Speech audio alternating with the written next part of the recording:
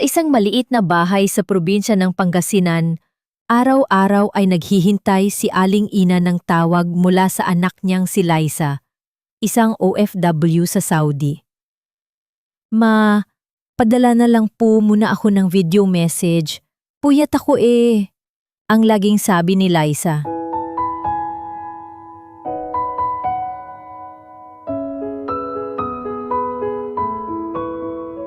Ma, pa, pagod na ako. Gusto ko na pong umuwi.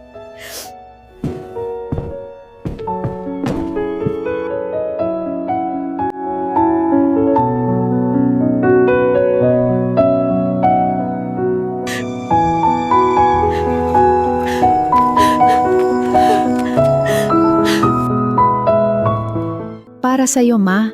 Regalo ko sa birthday mo. Salamat sa lahat. Kung may pagkakataon akong mabuhay muli, pipiliin ko pa ring maging anak mo. Marami sa ating mga OFW ang palagi nakangiti sa video call, pero sa likod noon ay pusong sabik sa yakap ng pamilya. Huwag natin silang kalimutan. Ipagdasal natin sila, yakapin kahit sa chat, at ipadama ang pagmamahal kahit malayo.